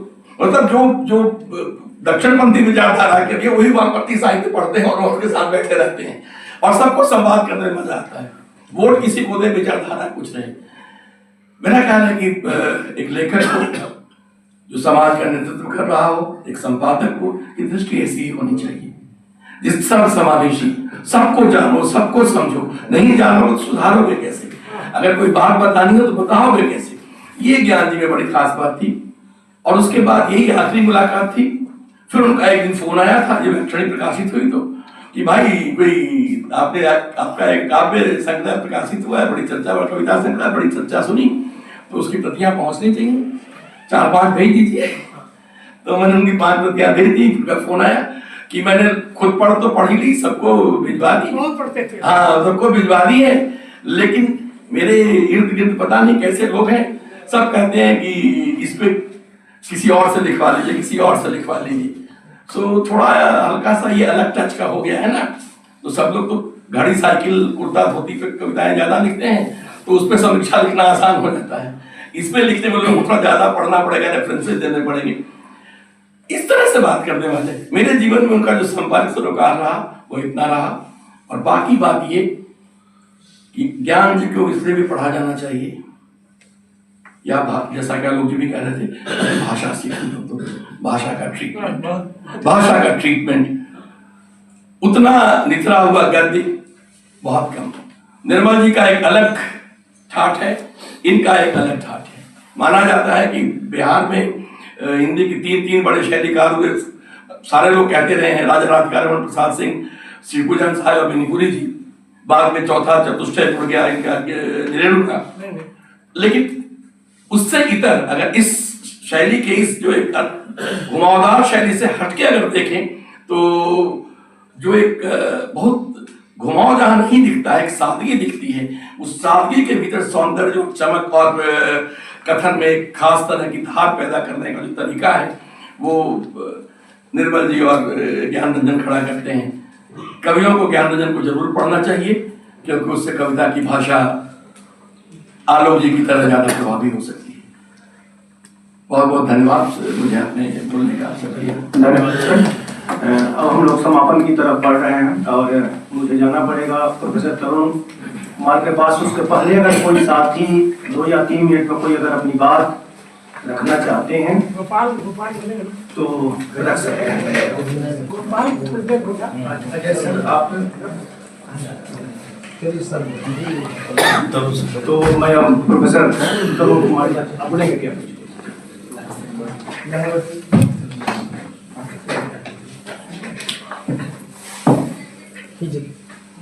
छोड़ दीजिए भाई, वो खींचने में उसका नीचे कुछ मिस्टेक है। उनके बचवा है ना गौवा के, नहीं दूसरे सतीश जी के घर के। नहीं संजीव कुमार श्रीवास्तव। हाँ तुमको क्यों नहीं जाने। उपस्थित साथियों, विनोद कुमार शुक्ल की कविता की एक पंक्ति है, मैं लोगों में रहूं या न रहूं, मैं लोगों में रहूं या न रहूं, लोगों में लोग हमेशा रहें। तो कुछ शख्सियतें जो हमारे बीच से जिन्होंने अभी हाल ही में विदा ली हैं, जिनमें विनोद कुमार शुक्ल रहे हैं, ज्ञान रंजन जी रहे हैं और अभी 2 और लोग वीरेंद्र यादव जी और राजेंद्र कुमार जी, तो ये लोग ऐसे लोग रहे और उनमें विशेष तौर पर ज्ञान रंजन जी, जिन्होंने साहित्य और विचार दोनों का ऐसा समावेश किया अपनी पहल पत्रिका के माध्यम से कि लोगों में लोग हमेशा रहें और वो पूरी प्रतिबद्धता के साथ रहें और वो एक भीड़ के रूप में न रहें और वो किसी पूंजी से प्रभावित तंत्र के हिस्से बनकर न रहें।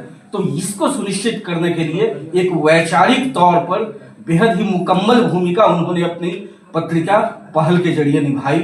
और कहानी के रूप में चूंकि समय सीमा की ओर इशारा किया गया है, सारी बातें हो ही चुकी हैं और अभी तरुण सर भी बचे हुए हैं, उनको भी काफी कुछ बोलना है। और हमारी संजोग से कभी उनसे कोई मुलाकात नहीं हुई और उनसे कभी फोन पर भी बातचीत नहीं हुई। हाँ, उनके सहयोगी आग्नेय जी थे, उनके साथ मेरी बड़ी लंबी वार्ताएं होती रही, मुलाकात का अवसर हालांकि उनसे नहीं मिलता। तो चूंकि सारी पढ़ी सुनी ही बातें हैं, उनके बारे में बहुत सारी बातें हो गई हैं। तो जैसा कि हमने कहा कि पहल पत्रिका के माध्यम से उस वैचारिकता को, वैचारिक प्रखरता को उन्होंने धार दी और कहानियों के माध्यम से जैसा कि हम लोग देख सकते हैं कि जो भाषा में एक भाषा को काव्यात्मक तौर पर परिष्कृत जो उन्होंने करने की कोशिश की और उनकी कहानियों में उसका असर भी दिखता है, वो एक उनकी बड़ी भूमिका थी। और कई कहानियां हैं जो कि अविस्मरणीय हैं और खासतौर पर पिता कहानी, वो उसमें अशोक वाजपेयी ने एक जगह लिखा है कि हमारे जमाने में पिताओं के साथ संबंध कुछ अजीब से उतने सहज नहीं हुआ करते थे। तो कहीं ना कहीं कुछ न कुछ अबोलापन रह ही जाता है। एक ये पीढ़ियों का अंतराल कह लें या फिर मतलब बीते दौर की एक लाक्षणिकता, लेकिन ये चीज़ रही है। और पिछले साल हमने भी अपने पिता को खोया है, तो पूरी शिद्दत से हम समझ सकते हैं, महसूस करते हैं कि मतलब वो किस तरह की स्थितियां उस दौर में रहती आई होंगी और वो आने वाले दौर में भी कहीं ना कहीं उनका असर किसी न किसी रूप में वो रह जाता है। तो ज्ञान रंजन जी ने जिस मार्मिकता से इसको चित्रित किया है अपनी कहानी में, वो बिल्कुल अविस्मरणीय है और वो एक अमृत छाप छोड़ता है पाठक के ऊपर। और भी उनकी कई बाकी तमाम कहानियाँ वो बहुत ही अविस्मरणीय है और पठनीय है। और इसीलिए ज्ञान रंजन जी को न केवल उनकी कहानियों के लिए बल्कि उनकी वैचारिकता के लिए और साथ उन्होंने जो एक सामूहिकता की अभी जैसा कि जिक्र किया गया कि वो सबको साथ लेकर चले। तो एक आज के दौर में जबकि हम लोगों को विभाजित करने की कोशिश की जा रही है और उस दौर में एक ऐसी समस्वरता का निर्माण करना, एक ऐसी परस्परता और एक ऐसी एक सूत्रता का निर्माण करना, वो अपने आप में एक बेहद सार्थक भूमिका की ओर इशारा करता है। और ज्ञान रंजन जी कई कोणों से याद करने योग्य हैं हमारे बीच। बहुत बहुत धन्यवाद। शुक्रिया। अब मैं प्रोफेसर तरुण कुमार जी के पास जाना चाह रहा हूँ, लेकिन उसके पहले एक छोटी सी कविता जो उन्हीं की कहानियों के शब्दों का संचयन है उनके निधन पर। हम समझ रहे हैं तुम्हारी इस नई पहल को, उनके निधन पर लिखी हुई कविता है। हम समझ रहे हैं तुम्हारी इस नई पहल को कि तुम सोए नहीं, गुस्से से हमें छोड़ चल दिए, किस चुप्पी में खलल पड़ है जो हमारे चारों तरफ भरी है, और काफी रात गए, ऐसा होना उचित नहीं है, तुमने अच्छा नहीं किया। आज जब फेंस के दोनों तरफ साहित्य अटा पड़ा है कुंदन सरकारों और उसके घंटों के चैतन्य चुतियापे से, यह भी शब्द है जुतियापा शब्द हटा दे। जी, उन्हीं के शब्द हैं, उनकी कहानियों का बोध किया हुआ है, इसलिए मेरा नहीं। इस पतित और इत्मीनान समय में हमें छोड़ तुम्हें नहीं जाना था, हमें छोड़ तुम्हें नहीं जाना था। इन्हीं शब्दों के साथ मैं याद करूंगा प्रोफेसर तरुण कुमार सर। मित्रों, जहाँ लोग जी हों, जिस भी रूप में बोले, समझ जाना चाहिए अध्यक्षीय वक्तव्य हो चुका है। नहीं बिल्कुल नहीं, हम तो बीच बीच में बोलते थे, इसलिए कि हमारी बहुत ही अच्छे ढंग से यादें हैं, बस यादें हैं। विनय कुमार जी ने और आलोक जी ने ज्ञान रंजन जी के बारे में उनके उन पहलुओं से परिचय कराया, उनके इंसान रूप से, उनके आदमी वाले पक्ष से। मित्रों, ज्ञान रंजन हिंदी के उन कुछ लेखकों में से हैं जिन्होंने बहुत कम लिखकर रचनात्मक रूप से जितना अधिक नाम कमाया, मेरा अंदाज है 2 दर्जन से भी कम ही कहानियां होंगी, 2 दर्जन से ज्यादा कहानियां नहीं, तो लगभग 2 दर्जन कहानियां हैं, और लगभग 2-4-5 वर्षों का बीच का समय छोड़ दें तो करीब 50 वर्षों तक लगातार पहल का संपादन किया। और विश्वविद्यालय में लगभग 2008 से 13 के बीच में बंद वो हुआ, तो 50 वर्षों तक। और मैं जैसा देख पा रहा हूँ, समझ पा रहा हूँ, हिंदी में आलोचना और पहल ने वो काम किया जो किसी भी तरह से अभी ढंग से सामने आया नहीं, और जो लोग जुड़े रहे हैं वो समझ सकते हैं कि यदि आलोचना और पहल ये 2 पत्रिका न होती तो हिंदी की बौद्धिक स्थिति आज क्या होती। बहुत अच्छी, बहुत अच्छी।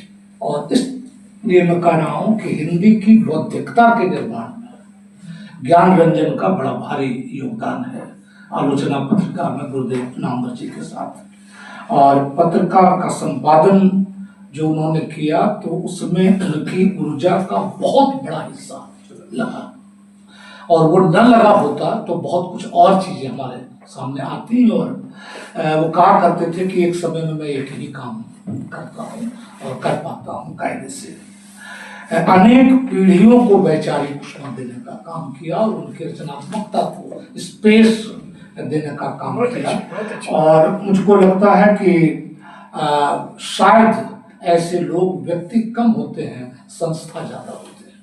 एक संस्थागत लेखक का चरित्र कुछ ही लोगों में बाद के दौर में पाया गया, लेकिन उसमें बहुत ही इज्जत के साथ और जिनकी बात हम कर सकते हैं श्रद्धा के साथ ज्ञान रंजन का नाम लिया जा सकता है। भारतीयतर भाषाओं के साहित्य से परिचित कराने का, बिल्कुल उसकी बौद्धिकता से परिचित कराने का काम, साहित्यिक व्यासों से परिचित कराने का काम पहल के माध्यम से उन्होंने किया।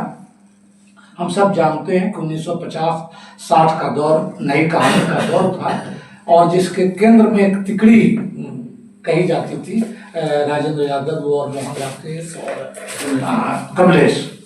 और ठीक उसी प्रकार 1970 की जो दशक की शुरुआत होती है उसमें 4 यार की चर्चा होती है, और वो 4 यार हैं काशीनाथ सिंह, दूधनाथ सिंह, रविंद्र कालिया और ज्ञान रंजन। और ये 4 यार हैं जिन्होंने हिंदी साहित्य में कथा की दिशा और भाषा में व्यापक सृजनात्मक उलटफेर किया, व्यापक। यानी इनके पहले और इनके बाद कथा भाषा, कथा संवेदना में आप सीधी रेखा खींच सकते हैं, पता आपको चलेगा कि ये डिमार्केशन लाइन है। नई कहानी जो थी उसमें सिटी लाइफ जिसको कहते हैं, महानगर का लाइफ, नगरीय जीवन ज्यादा प्रमुख था, और आज़ादी मिली थी, आज़ादी के स्वप्न थे, कुछ मोह थे, बिल्कुल मनमोहक सपनों का दौर वो था। लेकिन ये लोग थे जिन्होंने अपनी कहानियों में आज़ादी के बाद बढ़ते जो मोह भंग थे और जो आत्म संशय था वो इनकी रचना का विषय बना। तो जहाँ तक मुझको याद आ रहा है, मुक्तिबोध की कविता में पहली बार ध्यान गया अशोक वाजपेयी जैसे लोगों का, और मुक्तिबोध की कविता के बारे में लिखा था अशोक वाजपेयी ने कि भयानक खबर की कविता है मुक्तिबोध की कविता के बारे में।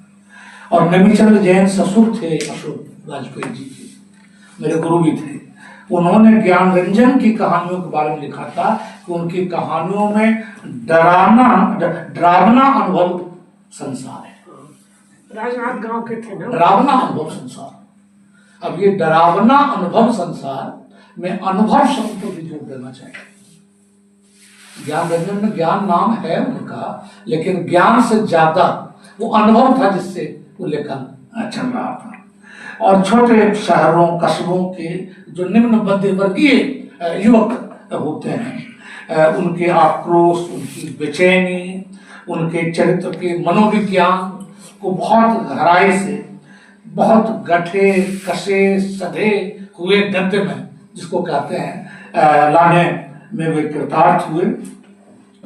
नई कहानी के कुछ लेखों की जो आप देखेंगे तो उसमें एक खास प्रकार का एक अलगाव, व्यक्तिगत अलगाव दिखाई देता है नई कहानी में। लेकिन इनके यहाँ, इन लोग के यहाँ जो युवा हैं, उनकी चिंता और आक्रोश का एक शहरी कस्बाई सामूहिक जीवन जो है उससे जुड़ाव ज्यादा दिखाई पड़ता है।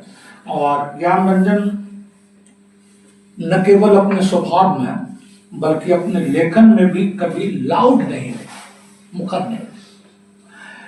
मुखरता, वाचालता जिस दौर की कई बार विशेषता मानी जाती है, उससे बिल्कुल हट करके, और एक बहुत बड़ी कला उनकी कहानियों में चुप्पी की कला है।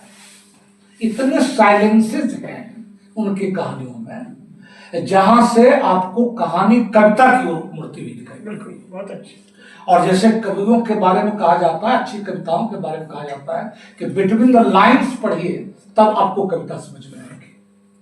ऐसा यदि किन्हीं की कहानियों के बारे में कहा जा सकता है कि बिटवीन द लाइन्स पढ़े बिना आप ज्ञान रंजन को नहीं समझ सकते।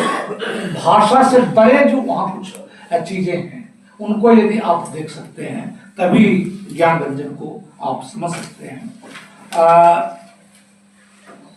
कहानी में चुप्पियों से एक ऐसी अर्थ सघनता पैदा होती है उनके यहाँ, और जो कई बार पाठकों को उलझन में डालती है। कहानियों के अर्थ और आशय को पकड़ना आसान होता नहीं, बहुत मुश्किल है उनकी किसी एक कहानी के बारे में कि उसमें ये कहना चाहते, असंभव। और इसलिए उनकी कहानियों को मैं समझता हूं कि निष्कर्षात्मक कहानी हम नहीं कर सकते, बल्कि एक विचारोद्वेलन वाली कहानी। बिल्कुल। और अर्थ और आशय की दृष्टि से ही नहीं, भाषा की दृष्टि से भी अत्यंत तहदार भाषा जिसको कह सकते हैं, और परत दर परत जिसको आप उघेड़ेंगे तो उसके अर्थ आपको सामने आएंगे। ये संबंध जैसी कहानी है, उसकी भाषा को मैं गद्य को कहूं कि एकदम निष्ठुर गद्य दिखाई देता है, मेरा निष्ठुर गद्य जिसको कह सकते हैं, एक हद तक बहुत अवसन्न कर देने वाला वो है। और इसी कहानी में एक जगह ये आता है, और इससे ज्ञान रंजन और उनके दौर को समझने में मदद मिलती है। लेकिन अब कल और आज के तरीके से बिल्कुल सोचा नहीं जा सकता, बहुत अच्छा। लेकिन अब कल और आज के तरीके से बिल्कुल सोचा नहीं जा सकता। तालमेल खत्म हो गया है, जैसे या एक बिल्कुल बदला हुआ तालमेल बन गया है। ज्ञान रंजन की कहानियां इसी खत्म हो गए या बिल्कुल बदले हुए तालमेल की शिनाख्त की कहानियां, निहायत ही बेलौश मगर अत्यंत प्राणवान जीवंत भाषा में, जो भाषा हिंदी गद्य को अपने तरीके से समृद्ध करती है। अभी विनय जी कह रहे थे हिंदी गद्य की अनेक परंपराएं हैं, जिसमें एक परंपरा प्रेमचंद वाली है, उस गद्य का अपना ग्रंथ है, कोई छोटा बड़ा का मामला नहीं। लेकिन एक निराला के बिल्लेसुर कुल्ली भाट से भाषा चलती है, जिसमें उग्र फिर आते हैं, उग्र की अपनी एक भाषा बनती है, और इस तरह से उसकी माँ और आप देखेंगे कि गद्य का जो एक दहकते अंगारे जैसा रूप होना चाहिए, निरंकार गद्य, बिल्कुल गैर रुमानी गद्य जिसको कह सकते हैं, वो धीरे धीरे हिंदी में विकसित होती है। जिसे मैंने गौर किया तो इस समझ में मुझको आया, गलत भी हो सकता है, कि इनकी कहानियां नायक विहीन कहानियां हैं, नायक विहीन नहीं कहानी, चरित्र कैरेक्टर, हीरो और कैरेक्टर में फर्क होता है। हीरो होता है जो सब कुछ अपने साथ लिए दिए चलता है, तो ये पात्र और चरित्र की कहानियां हैं। छोटे छोटे लोग हैं, जब बड़े लोग होते हैं तो हीरो होते हैं, लेकिन ये बड़े लोग हैं ही नहीं, इसके हीरो होने की संभावना से ही कहानी गड़बड़ा जाती है, इसलिए इसको कैरेक्टर के रूप में वो लेते हैं।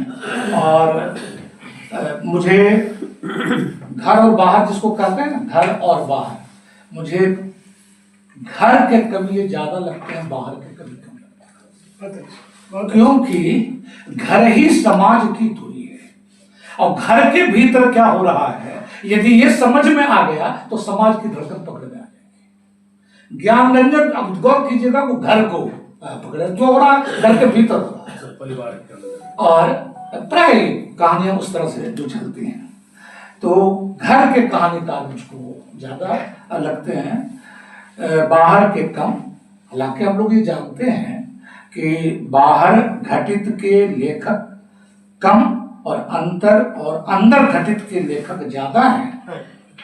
हर एक घर का मुंह तो अंततः बाहर की ओर ही खुलता है, और हर एक बाहर ही घर में प्रवेश करता है। घर में घर तो प्रवेश करता है, घर में बाहर ही प्रवेश करता है, और घर में तो रहता नहीं, घर का मुंह अंदर बाहर की ओर खुलता है। तो इसलिए घर की कहानियां जिसका मुख बाहर की ओर खुला हुआ हो। चर्चित कहानी पिता की बार बार चर्चा आ रही, लेकिन मुझको इसमें लगता है कि पिता शीर्षक से थोड़ी गड़बड़ी हो रही है। वस्तुतः पिता वहां पर आप कह सकते हैं कि इसमें एक ऐसे निम्न वर्गीय पुत्र का चरित्र है जो अपने ऐसे पिता को समझने का संघर्ष कर रहा है, जो पिता पुत्र द्वारा जुटाई गई कुछ छोटी मोटी भौतिक सुविधाएं हैं, उस सुविधाओं को वो अपने अभावों से परिपूर्ण स्वायत्त दुनिया के अलावा जोड़ना नहीं चाहता। वो अपने अभाव पर से एक स्वायत्त दुनिया उसके भीतर पड़ी हुई है, और पुत्र का ये उस पिता को समझना चाहते हैं कि कैसे पिता हैं जिनके लिए मैं चाहता हूं कि अब थोड़ा गर्मी है तो वो भी पंखे में रह लेते, थोड़ा ये कर लेते, वो कर लेते। इसमें पिता से दुखी पुत्र के लिए जो पिता है, पिता से दुखी पुत्र है, उसके जो पिता हैं वो एक अद्भुत और विचित्र हैं, जिद्दी हैं, और पुत्र को ये एहसास दिलाने वाले हैं कि पिता तुम हमारा निषेध करते हो, तुम ढोंगी हो, अहंकारी हो, वज्र अहंकारी हो। पिता लगातार विजयी हैं, और अब ये कह रहे थे कि मौसम की गर्मी से कहीं अधिक प्रबल पिता है। इधर पिता हैं जो अपने पुत्र के निम्न वर्गीय थोड़ी सुख सुविधाएं वाले जीवन के बीच अपने को अजनबी पाते हैं। मैं गांव गया, इधर था, एक सिपाही है, वो यहाँ हमारे गांव का वो लड़का, उसको भतीजा लगता है, तो डेरा जी राजीव नगर में, वो अपने पिता किसान पिता को घर ले आया, और लगभग 15-20 दिन के बाद उन्होंने कहा कि हम मर जीवो, हमारा यहाँ से ले चल, हम यहाँ रह नहीं सकोगे। तो बोले कि आपकी तबीयत अब खराब हो जाती, बोले कि हम मरेंगे तो चाहे जो हो जाए, लेकिन हमको ले चलो। हमको उठा रहे थे कि हम भागने जो वहां से,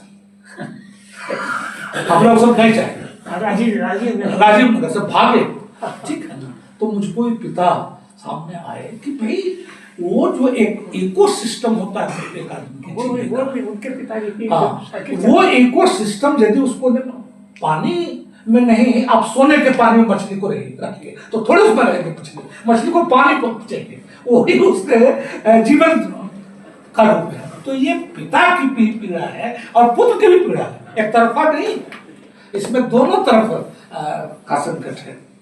और मित्रों, घंटा है, बहिर्गमन जैसी जो कहानियां हैं जिनमें अर्थ की एक बहुअर्थता एक संश्लिष्टता जिसको कह सकते हैं है। और घंटा कहानी में हमको यही लगा कि ज्ञान रंजन किसी का घंटा बनने और किसी को अपना घंटा बनाने में कभी कोई रुचि नहीं रखते और शायद उस कहानी में घंटा भी इसी अर्थ में है कि न हम किसी के घंटा होंगे और न कोई हमारा घंटा होगा, वो घंटा बनने से इनकार करता है। घंटा का मतलब होता है कि हम जा रहे हैं तो हम बज रहे हैं, लग रहा है कि मैं आलोक धनुआ का घंटा हूँ, ठीक है। हर एक आलोक धनुआ चाहता है कि घंटा हमारा हो, लेकिन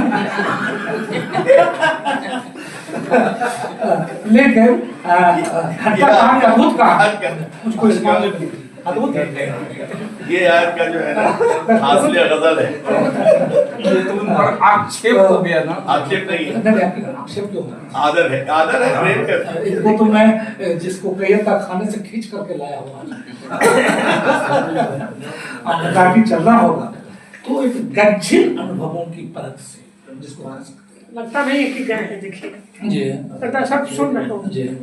तो एक बहुत ही गज्जिन अनुभव की जो आप कह सकते हैं परत होती है, बिना झाट खेल वाली जो भाषा होती है, एक अत्यंत ही कठोर गद्य भाषा में बुनी ज्ञान रंजन की कहानियां बार बार अपने पाठ और पुनर्पाठ को प्रेरित करती हैं। मुझे ऐसा लगता है ये स्मृति सभा है, प्रगतिशील लेखक संघ के द्वारा ये सभा आयोजित होनी ही चाहिए थी। मध्य प्रदेश में प्रगतिशील लेखक संघ को जमाने में कठिन समय में जिन्होंने जमाया, हरिशंकर प्रसाई और ज्ञान रंजन का नाम उसमें दिया जाएगा, राजेंद्र शर्मा।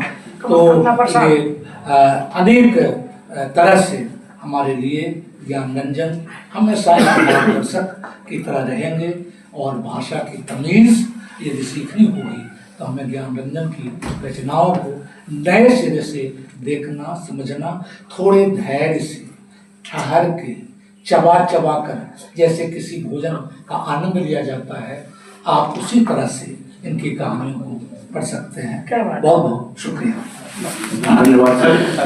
अभी सूचना भी है, अभी हाल ही में 2 दिन पहले वरिष्ठ आलोचक वीरेंद्र यादव जी का निधन हो गया। प्रगतिशील लेखक संघ के वो बहुत पुराने साथी रहे हैं, उनकी भी श्रद्धांजलि सभा बहुत जल्द निर्णय होगा, हम लोग करने जा रहे हैं। साथ ही आप सबसे आग्रह है कि हम खड़े हो जाएंगे और ज्ञान रंजन के लिए भी और वीरेंद्र यादव के लिए भी 2 मिनट का मौन रखेंगे।